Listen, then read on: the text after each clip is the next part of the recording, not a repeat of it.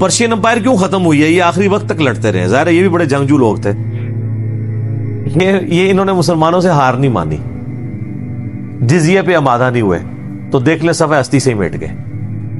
Roman umpire نے یہ کر لیا تھا کہ جب انہوں نے دیکھا ہمارا آدھے سے زیادہ ملک چھن چکا ہے، شام بھی ہم سے جاتا رہا، باقی علاقے بھی چلے گئے، اور کیسرے روم جا کے قسطنطینیہ میں بیٹھ گیا، تو انہوں نے کہا کہ جی وہ شروع اللہ کا نام لے کر جو بڑا مہربان نہایت رحم والا ہے۔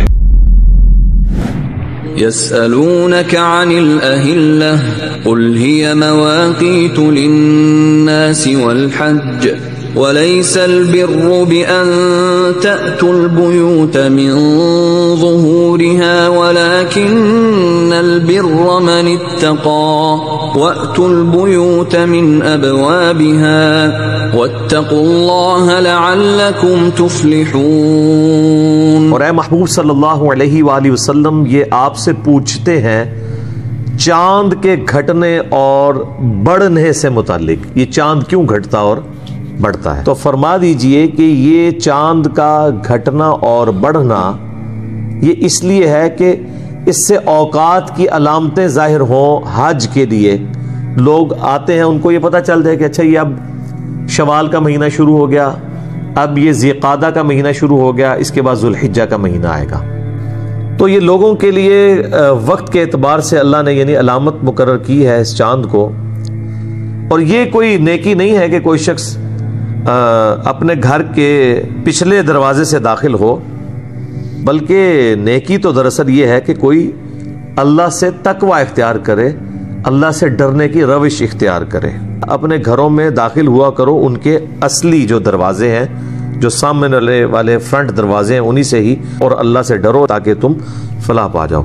وَقَاتِلُوا فِي سَبِيلِ اللَّهِ الَّذِينَ يُقَاتِلُونَكُمْ وَلَا تَعْتَدُوا إِنَّ اللَّهَ لَا يُحِبُّ الْمُعْتَدِينَ۔ اور قتال کرو اللہ کی راہ میں ان لوگوں کے ساتھ جنہوں نے تمہارے ساتھ قتال کیا، تم سے لڑے، لیکن ان کے ساتھ زیادتی نہیں کرنی، بے شک اللہ تعالیٰ زیادتی کرنے والوں کو پسند نہیں کرتا۔ وَاقْتُلُوهُمْ حَيْثُ ثَقِفْتُمُوهُمْ وَأَخْرِجُوهُمْ مِنْ حَيْثُ أَخْرَجُوكُمْ وَالْفِتْنَةُ أَشَدُّ مِنَ الْقَتْلِ وَلَا تُقَاتِلُوهُمْ عِندَ الْمَسْجِدِ الْحَرَامِ حَتَّى يُقَاتِلُوكُمْ فِيهِ فَإِن قَاتَلُوكُمْ فَاقْتُلُوهُمْ كَذَلِكَ جَزَاءُ الْكَافِرِينَ۔ تم ان کافروں کو قتل کرو جہاں کہیں بھی ان کو پاؤ، اور تم بھی ان کو اسی علاقے سے نکال دو جس علاقے سے انہوں نے تمہیں نکلنے پہ مجبور کیا یا نکال دیا، یعنی مکہ سے۔ اور فتنہ کرنا، کسی کی زندگی عجینن بنا دینا، اس کو آزمائش میں ڈال دینا، یہ بڑا جرم ہے قتل کرنے سے۔ انہوں نے فتنہ کھڑا کیا تھا، یعنی ان کی آپس میں رشتہ داریاں سی، اور یہ اپنے رحمی رشتوں کا بڑا خیال کیا کرتے تھے عرب کے لوگ، لیکن جب اسلام کی باری آئی تو انہوں نے مطلب ہر چیز کو بالائے طاق رکھ دیا۔ یہ چیز نہیں خیال کی کہ ہمارے رشتہ دار ہیں، ہم طریقے سے ان کے ساتھ سلوک کریں، ان کی جائیدادوں پہ قبضہ کر دیا، ان کو ہجرت کے اوپر مجبور کر دیا۔ تو اللہ تعالیٰ نے مسلمانوں کو اجازت دی کہ اب عدلے کا بدلہ ہوگا، لیکن لمٹ کراس نہیں ہوگی، جتنی انہوں نے تمہارے ساتھ کیا تم اتنا ان کے ساتھ کر سکتے ہو۔ اسی چیز کو نبی علیہ السلام نے بنیاد بناتے ہوئے پھر جو قریش کے قافلے تھے نا، ان کے اعتبار سے ان کا مال لوٹنے کی مسلمانوں کو اجازت دے دی، اس کے ایکویلنٹ، جس کی وجہ سے پھر غزوہ بدر ہوئی تھی۔ ابو سفیان کا تجارتی قافلہ آ رہا تھا نا، چونکہ ظاہر ہے انہوں نے مکے میں ہتھیا لیا تھا مال، تو سورۃ الانفال میں ہے کہ اللہ نے اپنے نبی علیہ السلام کے ساتھ یہ وعدہ کیا تھا کہ دونوں لشکروں میں سے ایک لشکر ملے گا۔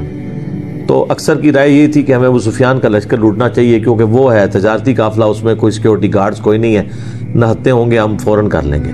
لیکن سورۃ الانفال میں آتا ہے اللہ تعالیٰ تو حق کا حق ہونا اور باطل کا باطل ہونا ظاہر کرنا چاہتا تھا، اس لیے تو مسلمان چاند ایک وہ ڈنڈے اور تلواریں تھوڑی سی لے کے نکلے تھے کہ وہ تو ایک تجارتی قافلہ لوٹنا تھا۔ اللہ نے کہا نہیں، میں تو اب تمہیں لڑواؤں گا ان کے مسلح لوگوں کے ساتھ۔ 1000 کے قریب وہ لوگ آ گئے، یہاں پہ 313 ہیں، وہ بھی نہاتے ہیں، یہ نہیں تھا کہ ان کے پاس تلواریں یا کوئی اونٹ ہے ہی کوئی نہیں تھے کہ وہ مطلب وہ لے کے نہیں آئے، اتنے غریب تھے، نہیں تھا، وہ بس نکلی کیٹاسٹرافک کنڈیشن میں تھے. تو تبھی اللہ تعالیٰ کی قدرت کا اظہار ہونا تھا نا کہ نہتے لوگوں سے آرمڈ 1000 لوگ وہ مروا دیے جائیں، وہ عربی جو جنگجو مشہور تھے. تو پھر مسلمانوں کی داغ بیٹھ گئی. ان آیات کو لوگ آؤٹ آف کانٹیکسٹ بھی کوٹ کرتے ہیں کہ جی یہ کہتے ہیں دیکھیں جی قرآن میں لکھا ہوا ہے کہ جہاں بھی قاتل یعنی اس کو کافر کو پاؤ نہ قتل کر دو. تو یہ صرف اس آیت کو اس طرح نہیں لینا ہے، یہ کن کافروں کی بات ہو رہی ہے؟ جو مکے کے وہ کافر جنہوں نے مسلمانوں کے ساتھ یہ نہیں ہے کہ آج مسلمان جہاں بھی وہ کافر دیکھیں گے تو اس کو قتل کر دیں گے، یہ اس طرح نہیں ہے. اور اللہ تعالیٰ ہمارے جو فتنہ انگیزی ہے نا جو انہوں نے مچائی ہے، یعنی زمین کے اندر انہوں نے فساد فی الارض جو کر دیا ہے، یہ بڑا جرم ہے کافروں کا. تو اس سے یہ بات پتہ چلی کہ بڑے جرم کو مٹانے کے لیے کبھی کبھار قتال کرنا پڑتا ہے. جیسے آپ نے اگر کسی کے اپینڈکس ریموو کرنا ہے تو آپ کو نشتر چلانا پڑے گا، کیونکہ آپ بڑی کاز کے لیے کر رہے ہیں. نشتر چلنے سے تو اس سے تھوڑی تکلیف ہوگی، اتنا حصہ جلد کا کٹ جائے گا، بعد میں ریکور ہو جائے گا. لیکن اگر اپینڈکس اندر پھٹ گیا تو بندہ ہی فارغ. تو ایک شخص جو جان سے جا رہا ہے اس کو بچانے کے لیے اگر اس کا آپریشن کر لیا جائے، بائی پاس کر لیا جائے یا کوئی اور، تو یہ چیز اس کے لیے سود مند ہے. یہاں پہ بھی اللہ تعالیٰ ہمارا کہ فتنے کو مٹانے کے لیے قتال کرنا ضروری ہے. اور اگر کوئی کہنا کہ لڑائی بری بات ہے تو یہ دیکھو کہ یہ لڑائی جو ہے وہ لڑائی برائے لڑائی نہیں ہے بلکہ فتنے کو مٹانے کے لیے ہے.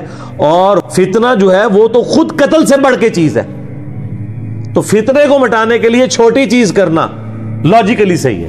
سمجھ رہی بات کی؟ اور دیکھنا مسجد حرام کے پاس قتال نہیں کرنا، وہ حرمت والی جگہ ہے، وہ مکے کی سرزمین ہے، وہاں حرمت والے مہینوں میں تو ویسے ہی جنگ منع تھی، عام حالت میں بھی مکے کے اندر آپ یہ کام نہیں کر سکتے. ہاں اگر حرم کا وہی خیال کرنا چھوڑ دیں اور وہ تمہارے ساتھ قتال کے اوپر اتر آئیں، تم سے جنگ کے اوپر آمادہ ہو جائیں، پھر تمہیں اجازت ہے، پھر تم کعبے میں بھی قتال کر سکتے. پھر یہ نہیں ہوگا کہ بھی کعبے کی حرمت کا خیال رکھنا ہے، پھر تو کعبے کی عمر سے بڑھ کے مسلمان کی جان کی حرمت ہے نا، اس کی جان بچانا ضروری ہے نا. مسلمان کی جان کی حرمت اس سے بڑھ کے ہے. اگر وہ تم سے لڑے حرم میں بھی، تم بھی ان سے لڑو. یہی بدلہ ہے ایسے کافروں کا. فَإِنِ انْتَهَوْا فَإِنَّ اللَّهَ غَفُورٌ رَحِيمٌ. اگر وہ باز آ جائے اپنی حرکتوں سے تو بے شک پھر اللہ بھی معاف کرنے والا ہے. یعنی اگر وہ خود ہی کنفرنٹریشن اوائڈ کر دیتے ہیں، پیچھے ہٹ جاتے ہیں فتنے سے، تو پھر تم بھی یعنی معافی کی روش اختیار کرو. وَقَاتِلُوهُمْ حَتَّى لَا تَكُونَ فِتْنَةٌ وَيَكُونَ الدِّينُ لِلَّهِ فَإِنِ انْتَهَوْا فَلَا عُدْوَانَ إِلَّا عَلَى الظَّالِمِينَ. اور قتال کو اب تم نے جاری رکھنا ہے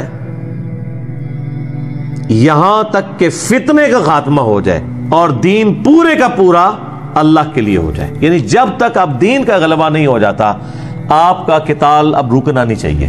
تو اب یہ دیکھ لیں قتال پھر جاری رہا ہے. غزوہ بدر سے یہ قتال شروع ہوا ہے اور نبی علیہ السلام کی زندگی کا آخری غزوہ ہے تبوک، غزوہ تبوک جو رومن امپائر کے خلاف تھا. بیچ میں آپ دیکھیں کتنے غزوات ہیں، یعنی 2 ہجری کے اندر غزوہ بدر ہے، 3 ہجری کے اندر غزوہ احد ہے، ایک سال کے اندر ہی. 5 میں غزوہ خندق ہے، 6 میں صلح حدیبیہ ہو گئی، 7 میں غزوہ خیبر ہو گئی، 8 میں فتح مکہ، اور فتح مکہ کے 3-4 مہینے کے بعد غزوہ حنین ہوئی، جو مشرکین کے بچے کچھ ایک قبائل رہ گئے تھے جو ان کے ساتھ آخری فیصلہ کن جنگ. اس کے بعد پورے عرب کے اوپر مسلمانوں کو غلبہ مل گیا اور پھر نبی علیہ السلام تبوک کی طرف 9 ہجری میں روانہ ہوئے. وہ جنگ نہیں ہو سکی کیونکہ وہ کیسر روم ہی بھاگ گیا. نبی علیہ السلام 40 دن تک پھر رومن امپائر کے بارڈر کے اوپر رہے اور وہاں کے جتنے قبائل تھے ان کے وہ سردار آ کے آپ کو ملتے تھے اور معاہدہ کرتے تھے کہ ہم آپ کے ساتھ ہیں، ہاں اگر آپ کے ساتھ نہیں ہے تو آپ کے مخالفین کے ساتھ بھی نہیں ہوں گے، نیوٹرل رہیں گے. تو اس طرح نبی علیہ السلام اپنی مبارک زندگی میں عرب کے بارڈر کو محفوظ کر کے گئے. پھر یہ جنگیں قادسیہ اور یرموک تو بعد میں ہوئی ہیں. اگر وہ باز آ جائیں تو سمجھ لو کہ سختی کسی پر جائز نہیں مگر ظالموں کے لیے. یعنی اگر بیک فٹ پہ چلے جائیں پھر یہ کام نہیں کرنا. حتیٰ کہ سورۃ الانفال میں ہے کہ اگر میدان جنگ میں کافر تمہیں صلح کی آفر کرے، صلح قبول کر لو۔ صلح کی آفر وہ اس طرح نہیں ہوتی تھی کہ وہ برابری کی بنیاد پہ ہوتی تھی، یعنی وہ ایکسیپٹ کر لیتے تھے کہ بھی ہم جزیہ دینے کے لیے تیار ہیں، ہم پیچھے چلے جاتے ہیں، جس طرح رومن امپائر نے کر لیا۔ پرشین امپائر کیوں ختم ہوئی ہے؟ یہ آخری وقت تک لڑتے رہے، ظاہر ہے یہ بھی بڑے جنگجو لوگ تھے، یہ انہوں نے مسلمانوں سے ہار نہیں مانی، جزیے پہ آمادہ نہیں ہوئے، تو دیکھ لیں صفحہ ہستی سے ہی مٹ گئے۔ رومن امپائر نے یہ کر لیا تھا کہ جب انہوں نے دیکھا ہمارا آدھے سے زیادہ ملک چھن چکا ہے، شام بھی ہم سے جاتا رہا، باقی علاقے بھی چلے گئے، اور کیسرے روم جا کے قسطنطینیہ میں بیٹھ گیا، تو انہوں نے کہا کہ جی وہ اب ہمیں یہ کرنا چاہیے کہ اب جو باقی سلطنت بچ گئی ہے اس کو بچا لیں۔ تو حضرت عمر کی طرف انہوں نے ایلچی اپنا روانہ کر دیا کہ ٹھیک ہے حضرت، ہم جزیہ دینے کے لیے تیار ہیں، ہم آپ کو سالانہ اتنے، یعنی اگر ہماری آبادی اتنے لاکھ ہے تو فی بندے کے عوض 4 دینار کریں تو وہ آج کے اربوں ڈالرز مسلمانوں کو جزیہ ملتا تھا، آج کے اربوں ڈالرز، کیونکہ وہ جو 20 دینار سونے کے ہوا کرتے تھے نا، وہ آج کا 7.5 تولے سونا بنا کرتا تھا۔ تو 7.5 تولے سونا اور 20 دینار، اور جہاں 20 لاکھ دینار آ رہے ہو تو ذرا تولے آپ گننے شروع کریں، اربوں ڈالرز بنتے ہیں۔ تو اس عقل مندی سے انہوں نے، رومن امپائر نے اپنی بچی کچی ساکھ جو ہے نا وہ رکھی، اور اسی کی اب وہ باقیات اب آپ کے پاس چند ایک عیسائیوں کے ملک ٹوٹی پوٹی فارم میں رہ گئے۔ بعد میں گریٹ برٹن جو ہے وہ کیوں بنا ہے؟ رومن سے ہی ٹوٹ کے وہ ایک قسم کا عیسائی تھے نا، ورنہ تو یہ بھی پرشینز کی طرح اسی وقت اس طریقے سے ختم ہو جاتے۔ صلیبی جنگیں جو مسلمانوں کی رہی ہیں کتنے 100 سال تک یروشلم کی وجہ سے، رومنز کے ساتھ ہی رہی ہیں نا، کیونکہ یروشلم مسلمانوں کے پاس تھا۔ وہ یہ اسی طریقے سے ہے کہ امریکہ جو ہے وہ معاذ اللہ کعبے پہ حملہ کر لے تو مسلمان کو چین سے بیٹھیں گے، وہ تو جب تک کعبہ واپس نہیں لیں گے۔ تو ظاہر یروشلم وہ عیسائی سمجھتے تھے ہماری متبرک جگہ ہے، مسلمانوں کے پاس ہے تو ہم یہ لیں گے۔ انہوں نے 1-2 دفعہ کوشش کی بیچ میں لینے کی، وہ پھر صلاح الدین ایوبی نے دوبارہ سے فتح کر لیا، ٹھیک ہے۔ اور پھر تو سلطنت عثمانیہ ہی پھر رہی ہے، وہ تو آپ کو پتہ ہے 1917 تک، 1917 تک مسلمانوں کے پاس ہی رہا یروشلم۔ بڑی بڑی انہوں نے رشوتیں لگائی ہیں۔ سلطنت عثمانیہ کو ختم اس لیے کیا گیا تھا کہ تاکہ یہودی اور عیسائی جو ہے وہ یعنی یروشلم کے اوپر دوبارہ سے اپنا قبضہ کر سکے۔ الشهر الحرام بالشهر الحرام والحرمات قصاص فمن اعتدى عليكم فاعتدوا عليه بمثل ما اعتدى عليكم واتقوا الله واعلموا ان الله مع المتقين۔ حرمت والا مہینہ حرمت والے مہینے کا بدلہ ہے، یعنی حرمت والے مہینے 4 تھے آپ کو پتا ہے نا، جن میں جنگ بنا تھی۔ کون سے؟ 3 کنزیکٹیو تھے، ذوالقعدہ، ذوالحجہ اور محرم، اور چوتھا رجب۔ اس میں کافر بھی جنگ نہیں کیا کرتے تھے، کبھی کرنی پڑتی تھی تو شعریہ کرتے تھے، وہ کہتے تھے اس دفعہ محرم جو ہے نا وہ چلا گیا ہے رمضان کی جگہ پہ، تو وہ پھر جس کو کہتے ہیں کتا لال کر لیا۔ پھر اللہ تعالیٰ نے نبی الاسلام کی برکت سے اس کو آپ کے آخری حج کے موقع پہ وہ اتنی دفعہ وہ الٹریشن پرفارم ہوئی کہ وہ اپنی اصلی جگہ پہ آ گیا، اس لیے آپ نے فرمایا کہ زمانہ گھوم گھما کے وہیں پہ واپس آ گیا ہے کہ سال میں 12 مہینے ہیں، 4 حرمت والے ہیں، اب کوئی ان کو چینج نہیں کرے گا۔ سورہ توبہ میں بھی 4 مہینوں کا ذکر موجود ہے۔ تو اگر حرمت والے مہینے میں بھی کافر جنگ کرے نا، پھر تم نے یہ نہیں کہنا کہ ہم نے شریف بن کے ہی رہنا، نہیں، جنگ کرو گے۔ اور باقی جو معاملات ہیں ان کے اندر بھی جو چیزیں وہ اسی برابری کے مطابق ہوں گی، جیسے کان کے بدلے کان، دانت کے بدلے دانت، آنکھ کے بدلے آنکھ۔ پھر جو کوئی تم پر زیادتی کرے تو تم پر بھی یہ اللہ تعالیٰ نے تمہیں اجازت دی ہے کہ تم اس پر اتنا ہی معاملہ اس کے ساتھ کر سکتے ہو جتنی اس نے کی ہے، یعنی اس سے بڑھ کے نہیں ہونی چاہیے۔ دیکھنا، اللہ سے ڈرنا، اور جان لو اللہ تعالیٰ پرہیزگاروں کے ساتھ ہے، یعنی میدان جنگ میں بھی تقوی کی روش نہیں چھوڑنی ہے، ورنہ اللہ کی تائید اٹھ جائے گی تم سے۔ وَأَنفِقُوا فِي سَبِيلِ اللَّهِ وَلَا تُلْقُوا بِأَيْدِيكُمْ إِلَى التَّهْلُكَةِ وَأَحْسِنُوا إِنَّ اللَّهَ يُحِبُّ الْمُحْسِنِينَ۔ اور خرچ کرو اللہ کی راہ میں اور اپنے ہاتھوں سے اپنے آپ کو تباہی میں مت پھینکو، اور اچھے کام کرو، بے شک اللہ تعالیٰ پسند کرتا ہے نیکوکاری کی روش اختیار کرنے والوں کو۔ اچھا، یہ جو آیت نمبر 195 کا یہ حصہ ہے نا، اپنے ہاتھوں سے اپنے آپ کو تباہی میں مت ڈالو، یہ اس کانٹیکسٹ میں بات ہو رہی ہے جو اس سے پیچھے اسی آیت میں، اپنے ہاتھوں سے ہی اللہ کی راہ میں خرچ کر دو اور اپنی جان کو اپنے ہاتھوں سے ہلاک نہ کرو۔ مراد کیا؟ جو لوگ اللہ کی راہ میں پیسہ خرچ نہیں کرتے وہ اپنی جان کو ہلاکت میں ڈال رہے ہیں، خودکشی کر رہے ہیں، کیونکہ جو اللہ کی راہ میں خرچ کر رہے ہیں وہ تو اللہ کے بینک میں سٹور ہو رہا ہے۔ یہ ایک جنرل رول ہے، یہاں تو آیا انفاق سبیل اللہ پہ، ہر جگہ یہ اپلائی ہوگا کہ کوئی شخص اپنے ہاتھوں سے اپنی جان کو ہلاک نہیں کر سکتا۔ سگریٹ بھی اس میں آئے گا، نشہ بھی اس میں آئے گا، خودکشی بھی اس میں آئے گا، اور جان بوجھ کے میدان جنگ میں کودنا جو جنگ کہیں بنتی نہیں ہے وہ بھی اس میں آئے گا، خودکش حملہ بھی اس میں آئے گا۔ یہ ساری چیزیں حرام ہیں، اگرچہ تعویل خاص کے اعتبار سے یہ انفاق فی سبیل اللہ کے لیے کہ جو اللہ کی راہ میں خرچ نہیں کرتا گویا وہ اپنے آپ کو ہلاکت میں ڈال رہا ہے۔ کیوں؟ وہ اپنا مال جو ہے اللہ کی بارگاہ میں خرچ کر کے ہمیشہ کی زندگی حاصل کرتا۔ بخاری مسلم دونوں میں حدیث ہے، انسان پوری زندگی کہتا رہتا ہے میرا مال میرا مال میرا مال، حالانکہ تیرا مال تو وہ ہے جو تو نے کھا لیا یا پہن کر بوسیدہ کر دیا، باقی تو تیرے ورثاء کا مال ہے، یا پھر تیرا مال وہ ہے جو تو نے اللہ کی راہ میں خرچ کر کے آخرت کے دن کے لیے محفوظ کر لیا، آخرت کے دن کے لیے محفوظ ہو گیا، وہ بھی تیرا مال ہے۔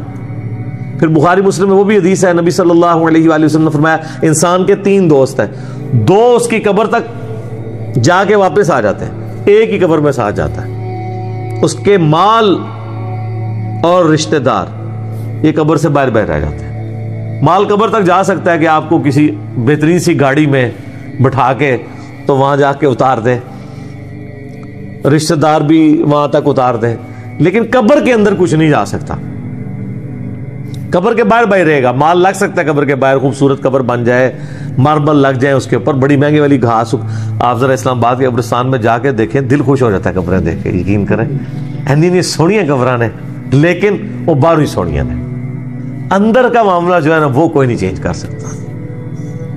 اللہم اجرنا من النار، اللہم انی اسألک جنت الفردوس، آمین۔ اللہم انی اعوذ بک من عذاب جہنم ومن عذاب القبر ومن فتنة المحیا والممات ومن شر فتنة المسیح الدجال، آمین ثم آمین۔